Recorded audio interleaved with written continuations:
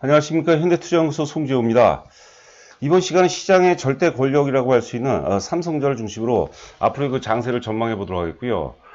둘째는 각 테마별로 삼성전자의 상관계가 굉장히 중요하거든요. 그 부분에 대해서 살펴보고 또 그 테마별 핵심주 중심으로 진행해 보도록 하겠습니다. 자, 보시는 화면은 이제 최근에 제가 읽고 있는 그 책인데요. 빠르면 이번 주 금요일 정도, 늦어도 다음 주 한 월요일 정도면 제가 요약해서 또 유튜브 방송을 통해서 공개하도록 하겠습니다. 뭐 보시는 바와 같이 세계 석학들이 내다보는 현 사태 관련해서 현 사태 전보다 이제 이후의 어떤 그 경제 전망에 대한 그 얘기들이 많은 것 같고요. 뭐 나름대로 굉장히 의미 있는 내용들도 많이 있는 것 같습니다. 제가 유튜브 방송을 통해서 또 정리를 해드리도록 하겠습니다. 자, 본격적으로 진행해 보도록 하죠. 자, 삼성전자 향후 전망 한 세 가지 정도로 요약을 해봤습니다. 처음에 이제 5말 6초라는 것은 5월 말에서 6월 초가 되겠죠. 제가 그동안 이제 많이 강조해 드렸는데, 지난 그 3월 19일 날이 이제 그 절대적인 바닥이라고 봐야겠죠. 삼성전자를 비롯해서 뭐 시장 전반이 이제 3월 19일 날 바닥을 확인했는데, 그 이후서부터 이제 대략 한 2개월 정도가 좀 넘는 것 같은데요. 그 정도 기간 조정을 거쳐서 6월 초반 이후서부터는 본격적으로 이제 그 삼성전자가 상승 추세로 전환될 가능성이 굉장히 높다고 보는 거고, 역시 그 3분기면 이제 그 7, 8, 9월이 되겠죠. 3분기까지는 이제 강세장, 그리고 4분기서부터는 이제 그 약세장 가능성이 굉장히 높지 않나 생각이 됩니다. 그 아래 보시면 이제 그 삼성전자가 5말 6초, 5월 말에서 6월 초서부터는 이제 본격적으로 재부각 가능성이 높아지고, 그 다음에 4분기서부터는 3분기까지는 이제 그 현 사태 어떤 그 회복에 대한 기대감이 많이 작용할 것이고요. 4분기서부터는 한기 기업 중심으로 해서 위기 가능성, 위기에 대한 불확성이 이제 많이 좀 언급이 될 것 같아요. 그리고 또한 이제 그 유동성이 어느 정도, 유동성으로 해서 코스피 기준으로 본다면 1400포인트대에서부터 이제 거의 한 2000포인트대까지 올랐다고 봐야 되겠죠. 그렇기 때문에 유동성도 어느 정도는 이제 한계점에 다다르지 않을까 생각됩니다. 뭐 참고하시기 바라고요. 자, 두 번째는 이제 그 앞서 말씀드린 바대로 3월 19일이 이제 그 삼성전자를 비롯해서 코스피, 코스닥, 양시장의 어떤 그 절대 바닥이라 봐야겠죠. 그 이후에 어떤 그 코스피 시장 흐름을 본다면 삼성전자보다는 이제 경기 민감 제조 쪽으로 지수 비중이 높죠. 그쪽으로 이제 매기가 집중이 됐습니다. 그런데 이게 이제 어느 정도 한계점에 이제 다다랐다고 보는 거고, 5월 말 혹은 이제 6월 초가 되면 다시 삼성전자 쪽으로 이제 매기가 집중될 가능성이 높다고 보는 거고요. 자, 마지막으로 이제 그 삼성전자 랠리가 된다면, 지금 삼성전자하고 역상관관계 있는 섹터들이 있죠. 대표적인 게 이제 그 바이오 섹터가 되는데, 바이오 섹터는 이제 조정이 불가피할 것 같아요. 물론, 삼성전자가 본격적으로 오르기 전까지, 그게 사실 5말 6초가 될지, 혹은 이제 6말 7초가 될지 모르겠지만, 삼성전자 오르기 전까지는 바이오 섹터가 시장을 상당 부분 이제 지배할 가능성이 높고요. 앞서 말씀드린 대로 경기 민감주들 있죠. 경기 민감주들이 이제 최악에는 이제 디폴트 얘기까지 나오고, 제가 보기엔 이제 감자 얘기도 이제 많이 나올 것 같아요. 우리나라뿐만 아니라 전 세계적으로 이제 한기 기업들이 어떤 디폴트 혹은 감자 얘기가 나오면서 불확실성이 어떤 그 재부각될 가능성이 상당 부분 높지 않을까 이게 생각됩니다.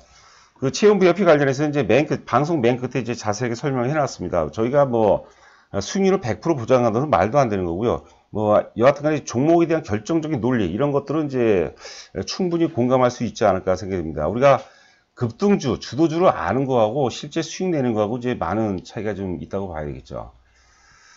자, 그 다음에 이제 그 테마별로 5개 테마를 준비해 봤는데, 테마별로 그 삼성전자하고 어떤 삼성전자와의 관계를 살펴보도록 하겠습니다. 앞서 이제 오프닝 멘트에서 삼성전자는 이제 시장의 절대 권력, 모든 권력은 삼성전자로부터 나온다고 제가 이제 여러 번 이제 강조해드렸죠. 삼성전자에 의해서 어떤 그 주도주의 작계가 짜여진다고 해도 이제 과언이 아닐 정도로 굉장히 중요하다고 이제 봐야 될 것 같아요. 자, 테마별 정반합이라고 하는데, 정이라는 것은 쉽게 얘기하면 주가가 이제 오르는 거고, 반이라는 것은 말 그대로 이제 주가가 하락하는 거, 합이라는 것은 이제 뭐 횡보 조정, 기간 조정, 혹은 혼조 국면 정도로 이해하시면 될 것 같습니다. 5가지 섹터 중에서 지금 시장 환경, 삼성전자가 오르지 못하고 박스권 내지 혼조 상황에서 가장 유리한 테마 우선순위로 제가 정해봤는데요. 비대면 테마가 이제 가장 우선이라고 이제 보는 거죠. 오늘 같은 경우도 비대면 관련주들이 대체적으로 강세인데, 반이라고 쓰는 건 뭐냐면 삼성전자가 오르게 되면 이제 빠질 가능성이 굉장히 높다고 보는 겁니다. 그러니까 역으로 삼성전자가 본격적으로 오르기 전까지는 비대면 관련주들이 가장 커다란 수혜가 아닌가 생각됩니다. 우리가 뭐 상식적으로 접근한다 하더라도 지금 비대면주들이 가장 세게 오르는 결정적인 이유는 현 사태 때문에 그런 거죠. 그게 이제 삼성전자에 영향을 많이 미치는 거고, 만약에 현 사태가 상당 부분 이제 소강 국면이라든가 이제 많이 양호한 흐름으로 전개가 된다면 삼성전자가 오르기 굉장히 유리한 환경이 전개될 가능성이 높지 않을까 싶습니다. 이게 수급의 역학 구조거든요. 이 논리는 그냥 굉장히 단순해요. 제가 이제 시소 논리 혹은 이제 널뛰기 논리를 많이 말씀드리죠. 시소라든가 널뛰기의 어떤 메커니즘은 한쪽이 오르기 위해서는 반드시 반대쪽으로 빠져줘야 되는 거죠. 지금 비대면이라든가 바이오라든가 뭐 대북 테마도 그렇고요. 삼성전자가 오르지 못하는 환경 속에서는 얘네들이 이쪽 테마가 상승할 환경이 굉장히 유리하다고 보는 거죠. 주가가 크게 오르기 위해서는 오를 수 있는 환경이 맞아야 돼요. 예를 들어서 바이오가 크게 오르기 위해서는 삼성전자가 오르는 환경 속에서는 오를 가능성이 굉장히 희박하거든요. 뭐 그런 식으로 우리가 접근하면 좋지 않을까 싶습니다.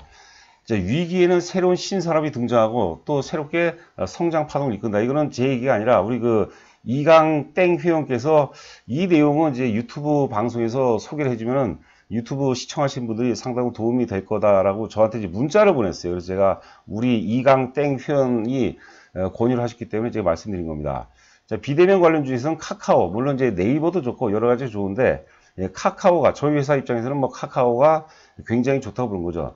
단순하게 이제 NHN하고 이제 비교를 한다면 NHN은 사람 나이로 따지면 50세에서 한 60세로 전환되는 그런 과정이라면, 카카오는, 죄송합니다. NHN이 아니라 네이버입니다. 네이버가 이제 50대에서 60대로 전환되는 그런 파동이라면, 카카오 같은 경우는 이제 30대에서 40대로 넘어가는, 여전히 카카오 같은 경우는 이제 상상력이 많이 지배하는 그런 어떤 흐름이 예상이 되고요. 주가는 상상력이 지배할 때 가장 사실 가장 뭐라 할까요? 가장 멋있는 상승 파동이 이제 나온다고 봐야 될 것 같습니다. 여하튼간에 이제 카카오 그리고 NHN 한국사이버열재가 탑픽이라고 부르는 거죠. 다른 것들은 이제 굳이 볼 필요가 없을 것 같습니다. 자, 두 번째 이제 남북 경협 테마는 이제 정합이라고 얘기했어요. 삼성전자가 올라도 좋고, 그 다음에 삼성전자가 올라도 반이 아니니까 나쁘진 않다는 그런 얘기죠. 남북 경협은 이제 시세 초입 단계고, 이번에 이제 김정은 어떤 사망설, 위기설이 있었는데 그 불확실성은 해소가 됐죠. 그렇기 때문에 우리가 뭐 인정을 하든 안 하든 저가 매수 기반은 상당히 좀 강화된 것 같아요. 그래서 하여튼 의료라든가 혹은 인도적 부분이 이제 모멘텀이 돼서 다양한 분야로 확장될 가능성이 높지 않을까 싶고요. 주요 종목은 뭐 여러 가지가 있지만 현대 엘리베이터는 사실 뭐라고 할까요? 대북 테마의 어떤 핵심 중에 핵심이라고 봐야 되겠죠.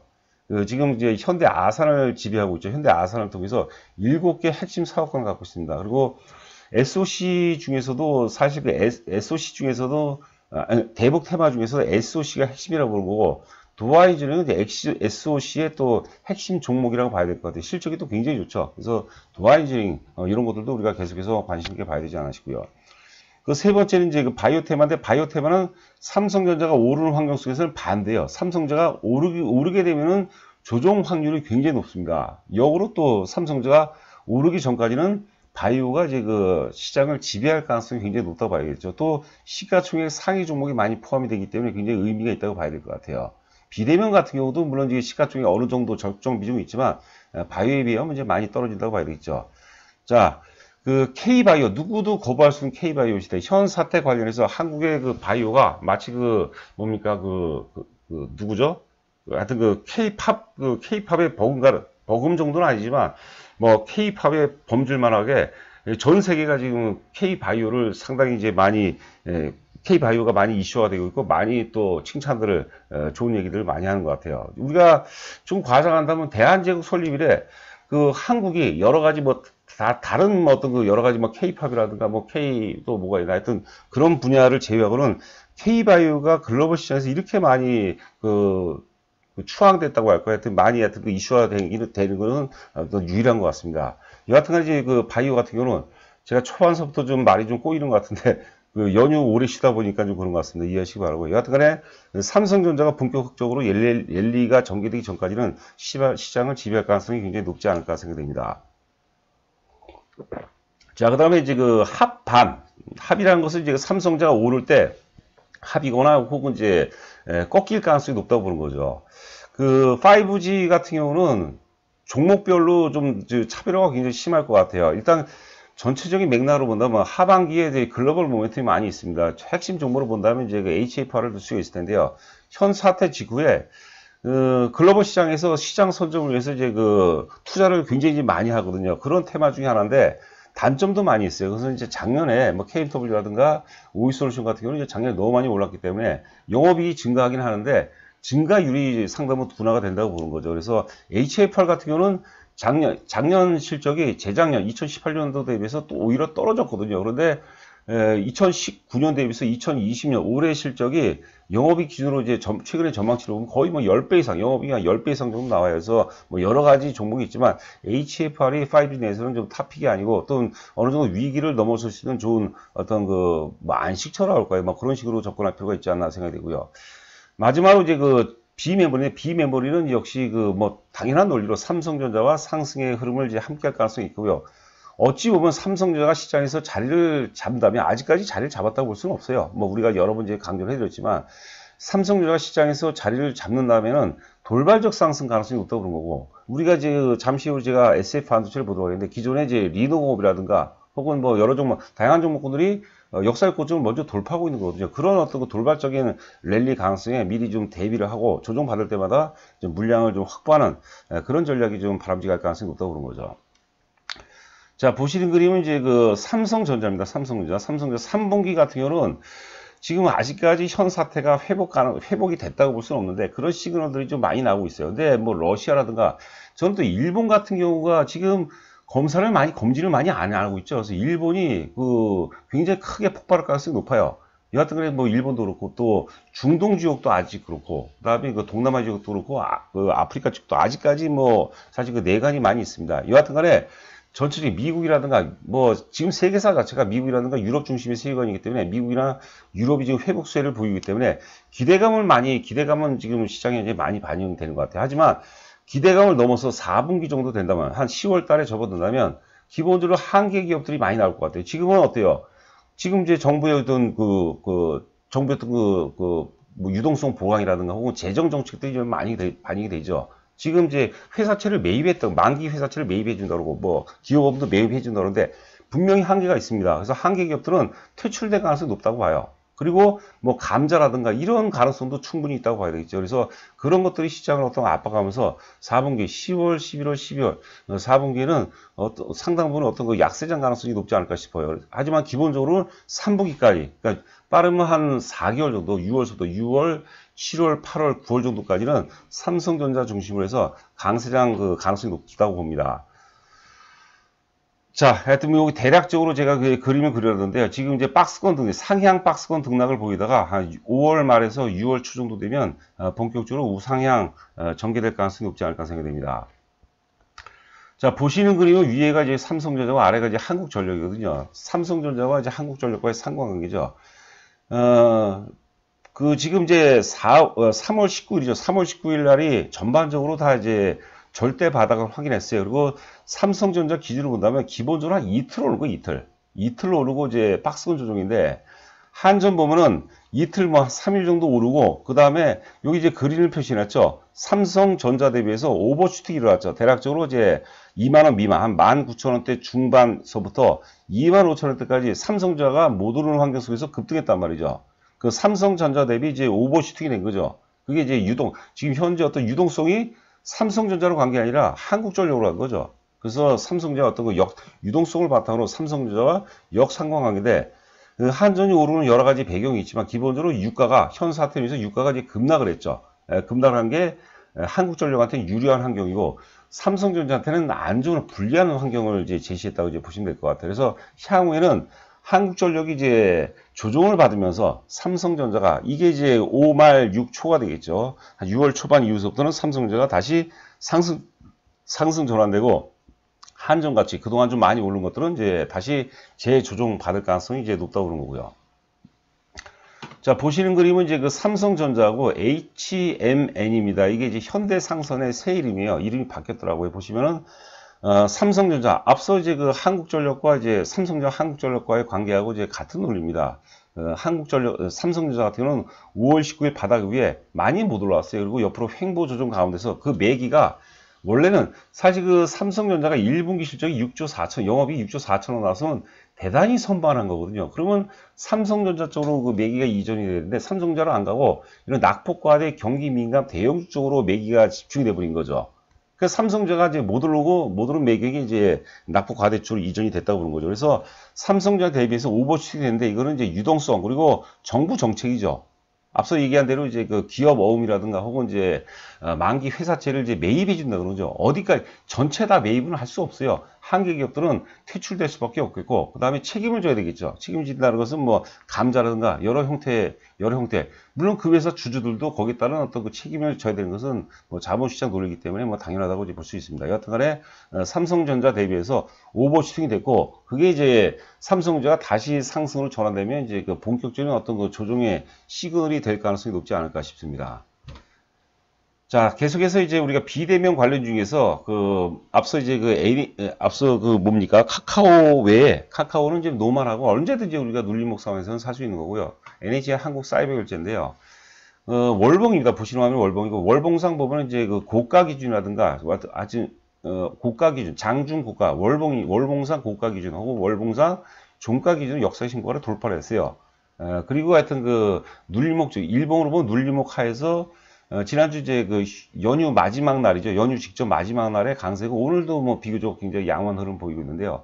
우리가 이강 땡 회원님께서 굉장히 주식을 잘 하시는 분이죠. 요 내용을 이제 유튜브에서 꼭 좀, 뭐 시청자라고 해야 되나요? 하여튼 그 구독자분들한테 소개를 하라고 좀 해달라고 하시더라고요. 위기에는 새로운 산업이 성장 파동을 이끈다. 그렇죠. 지금 이제 현 사태로 인해서 소멸되고 혹은 이제 굉장히 부진을 면치 못하는 기업도 있겠으나 현 사태를 통해서 거듭나는 또 기업이 있을 거죠.